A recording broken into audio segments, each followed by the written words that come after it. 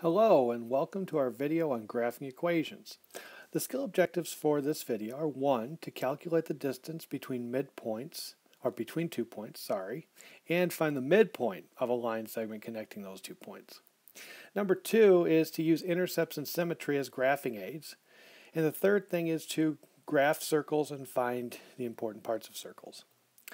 Our conceptual objectives on this one are 1. To expand the concept of a one-dimensional number line to a two-dimensional plane, basically the Cartesian coordinate system, which you usually graph on, and relate symmetry graphically and algebraically to understand what it means to be symmetric over the x-axis, y-axis, or around the origin, and what it means in terms of the algebraic equations you see. Take a minute right now, and if you need to, pause the video to write down the two formulas you have here, the distance formula and the midpoint formula. In this case, we do have 2 points.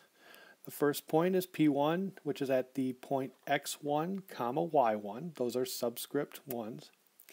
And our second point is P2, and it is at the point x sub 2 and y sub 2. And the distance between those 2 points, d, is equal to the square root of x2 minus x1, that quantity squared, plus y2 minus y1, that quantity squared.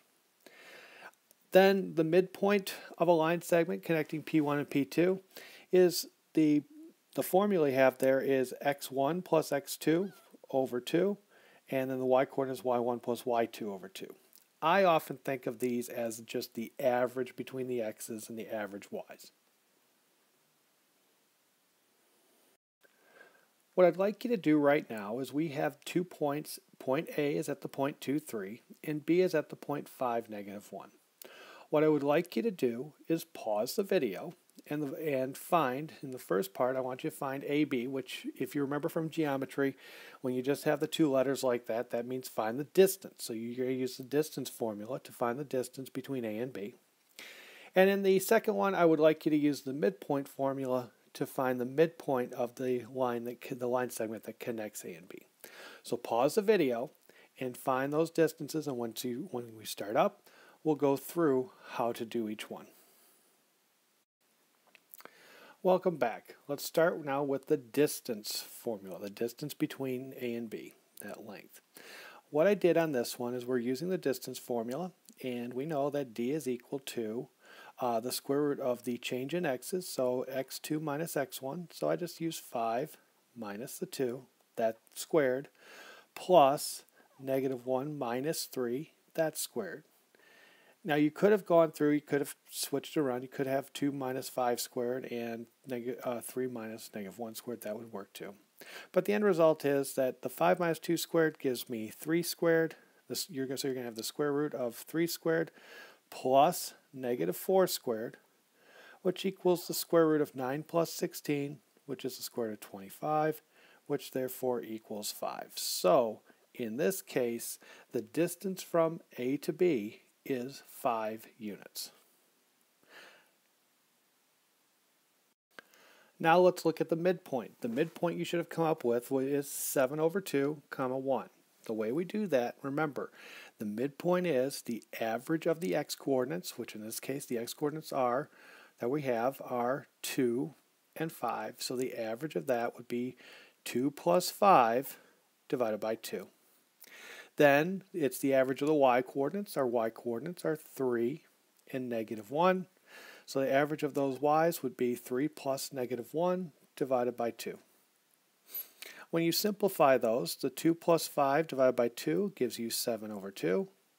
And 3 plus negative 1 over 2 gives you 2 over 2, which reduces, the second part reduces just to 1. So the midpoint in this case is the point 7 over 2, comma 1. Now let's take a look at intercepts. Let's talk about intercepts. Our intercepts that we have, the x-intercept is always found by setting y equal to 0 and solving the equation for x. So what you're going to do is put 0 in for y, and you're going to tell me what x equals. Those will be the x-intercepts. The y-intercept or intercepts are going to be found by setting x equal to 0 and solving the result for y. Okay. Now it's important to remember this. In general, there could be many x-intercepts that you could find. Different equations we have, based on the type of equation that you have, we could sit there and say at most how many x-intercepts you have, but there could be many. And most of the stuff we're going to be dealing with are functions, and we could have many x-intercepts with a function. If you have a function, though, there will be at most one y-intercept. There are some functions that don't intercept the y-axis, but for the most part, when we're dealing with a function, you will either not intercept the y-axis or you will have one y-intercept. If you're dealing with something that is not a function, then you could have many y-intercepts. But most of the time, we're going to be dealing with functions. So really, most of the time, if there is one, there will be one. What we want to do right now is find some intercepts. So we'll look at this first problem. We're going to go and find the intercepts for x squared minus y squared equals 9.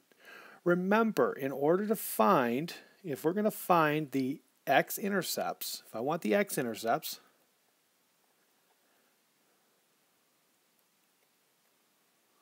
I let y equal 0. So to find the x-intercepts, I'm going to put 0 in for y, so I'm going to get x squared minus 0 squared, and that equals 9.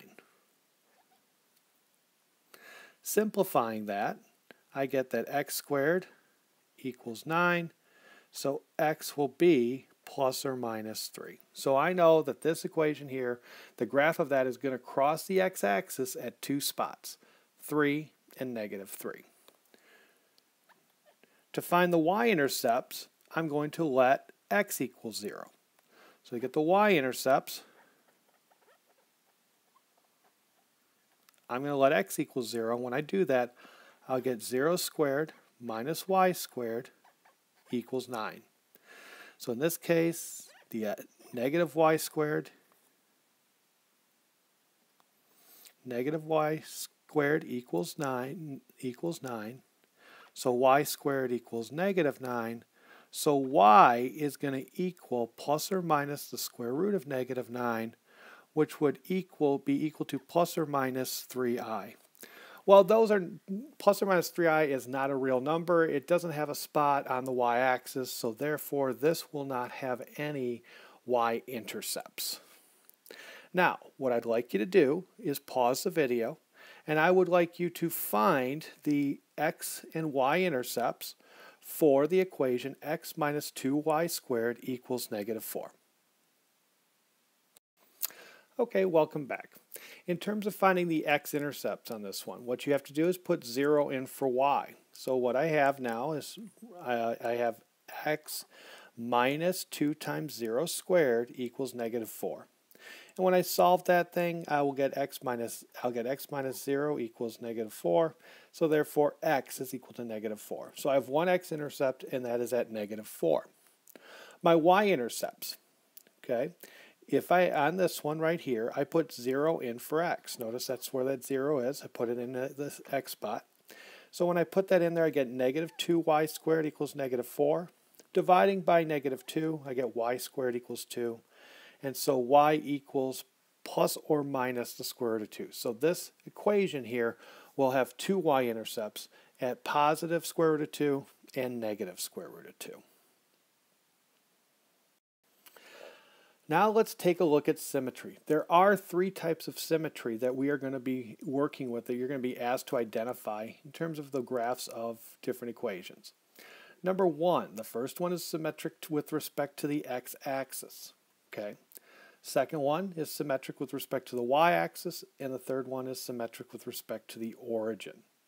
Now, when you're working on these things, the ones that you're going to see most often in this class are going to be with symmetric to the y-axis and to the origin. If something is symmetric to the x-axis, it's not a function. It won't pass the vertical line test. So we won't see a lot of that, but you do have to be aware of it, and you're going to want to check for it. So what you're going to see here, I want you to pause the video in a second, but what you see is this is a picture of an illustration in your textbook, and you can take a look and make sure you go and identify on this what it means, graphically what it means to be symmetric with respect to the x-axis, what it means if a point AB is on there, you see the point A negative B is, and then your algebraic test. So take a look at those, make sure you get those written down, and once you're done, start the video and we'll continue on. Okay, welcome back. Now that you've gotten this information down in your notes, I want you to notice some things here. Graphically, when a graph is symmetric to the x-axis, what that means is that the x-axis, if you were to fold the graph over the x-axis, the portion of the graph that's above the x-axis would land exactly on the portion of the graph that's below the x-axis. When you go through and have something that reflects over the x-axis, really what you're going to change in terms of it is that the y-coordinate of the point is going to change. That's why that they tell you here that if the point AB is on the graph, if it has symmetry over the x-axis, we know the point A negative B is going to be on the graph. And the way we determine if an equation is symmetric with respect to the x-axis, we replace y with an opposite of y, and then simplify, and if that result, when I simplified, if that makes the equation look exactly like it started out, then we know it's symmetric over the x-axis. When I talk about symmetry over the y-axis, same thing that we talk in a way with the x-axis, except that in this case right here, the y-axis, if you fold the graph along the y-axis, then the part on the left is going to land directly on top of the part on the right. And what we know here, in this case too, in terms of the point, that if AB is on the graph and it's symmetric over the y-axis, then negative AB will be on the graph. So basically, if I know a point that's on a function, if I know if a graph is symmetric over the y-axis, and I know a point is on the graph, all I have to do is change the sign of the x-coordinate, and that will give me another point that's on that graph. And the test is we replace x with the opposite of x, simplify that result, and see, and if it looks exactly the same, then we know it's symmetric with respect to the y-axis. The last one is symmetric with respect to the origin. What you have here, this one is one that a lot of times I think of it as, some people will think of it as a double flip. So if you take the part that is on right here in the lower left, if you flip it over the y-axis and then flip it over the x-axis, you'll see that the two pieces will land on top of each other. Other people will look at it in terms of rotation. If you take that graph and you turn it upside down, it's, without the scaling and everything, if you just had, without any points labeled, you would see something that looks exactly the same. Okay, and so what we have here is that in this case, because it's really, this thing has a double flip, it shouldn't be a surprise that if the point AB is on the graph, then if you change both the signs of both coordinates, so you have the opposite of A and opposite of B would be on this particular graph because you're reflecting it over the X and the Y. And so what happens here to test for this one is if we replace X with the opposite of X and Y with the opposite of Y and simplify, that we would have something that looks exactly the same, the equation would look exactly the same. Right now we're going to go and do an example of testing for symmetry. The first one we have is we want to algebraically test to determine the graphical symmetry of x times y equals 1. In other words, we want to determine, is this thing symmetric over the x-axis? Is it symmetric over the y-axis? Or is it symmetric over the origin? So the first thing we want to do is test to see if it's symmetric over the x-axis. Remember how you do that is replace the y with the opposite of y and simplify. So what I'd like you to do is I would like you to make that test and then come back and we'll take a look at that. So pause the video and do the test for symmetry over the x-axis. Welcome back. In this case, right here, when we test for the symmetry over the x-axis, you'll notice that I just wrote down the x times y equals 1, which is the equation we're dealing with. And then I replaced y with the opposite of y, so you have that negative sign there, so it's just the opposite of y. And when I simplify that, I get negative xy equals 1, or the opposite of x times y equals 1. And what you have to recognize in this case that is not the same as what we started with. So I know that this graph is not going to be symmetric over the x-axis. Now, what I'd like you to do is use that same model and use it to test for symmetry over the y-axis. Remember, when you test for symmetry over the y-axis, you replace x with the opposite of x. So make that test, and once you get done, start the video and we'll go through the solution on that one. Okay, here we go with this one. You should have found that this one is not symmetric over the y-axis either. In this case, again, like we did last time, I started out by writing the equation, x times y equals 1. And here I replaced the x with the opposite of x. And when we simplify it, I get the opposite of x times y equals 1, which again is not the same as the equation we started out with. So therefore, this is not symmetric over the y-axis. Now, let's test for symmetry over the origin. Remember what you do there. To test for symmetry over the origin, you replace both variables.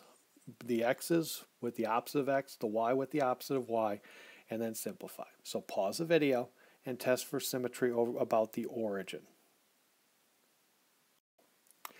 What you should have found is that in this case with the origin we do have a winner. This equation will be symmetric with respect to the origin. What we started out with on here is I started out by writing the original equation, x times y equals 1. I replaced the x with the opposite of x, and then I replaced the y with the opposite of y, still equal to 1. And then when I simplify the left-hand side, I get that the negative sign or the opposites will cancel each other out. And so I get xy equals 1, which is exactly the same as what we started out with. So this will be symmetric over the origin.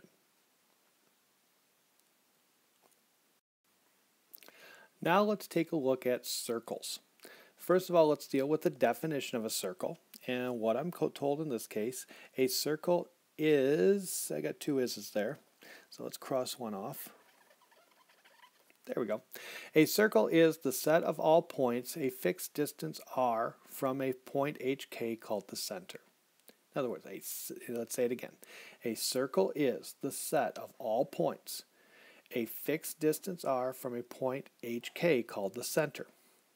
The standard form for the equation of a circle with radius r and center hk is x minus h squared plus y minus k squared equals r squared. So remember, the center is hk, and you'll notice here that when you look at the problem, you'll notice that in the original, in the point, it's hk. They look like positives, and you see a minus there. Whenever you see a minus in front of a number, you know that if you're going to pull that number out, it's going to have the opposite sign. So here we have we want to find the center and radius of a circle. And what we're given is this equation of the circle right here. It's in black, but that is kind of a general form. It's x squared plus y squared minus 4x minus 16y plus 32 equals 0. Now you'll notice in this second line that what I did is I moved things around. I switched the place of negative 4x and y so that the x's are together and the y's are together. Next thing I do, I went and grouped them. All I did is, the difference between this line here and this one is I just put the parentheses around the things with x and y. Now realizing that if I'm going to put it in that standard form so I can find the center and radius of the circle, I need to go and I need to complete the square. So what I'm going to do here is I go through and I complete the square. I have a 4 here, so I'm going to add 2 squared to the inside here. But I also have to keep in mind that I have to add the 2 squared or 4 to the other side. So that's where that plus 4 comes from. And in this case, for the second piece with the y squared minus 16y, half of 16 is 8. So I added an 8 squared there, and that's where the 64 comes in. And so when I go through, and the reason we complete the square is so that we know how it will factor. It's going to, this right here and this are going to factor as binomial squares. And I can say that the x minus 4 squared plus 2 squared will factor as x minus 2, that quantity squared, plus y minus 2, that quantity squared, equals 6. Now, as we're working on these things, remember our job in this case was to find the center and the radius. Well, the center is hk, so in this case the center is going to be the point 2, 8. And the radius, remember on here that it's equal to r squared, the radius is going to be the square root of 36, which will equal 6. This will conclude the video on graphing. So we're going to go through, and I would like you to go and take a look at the next video. The next video is going to be working with lines. So right now you can take a break, or if you're going to move, you could move to the next video. We'll talk to you soon.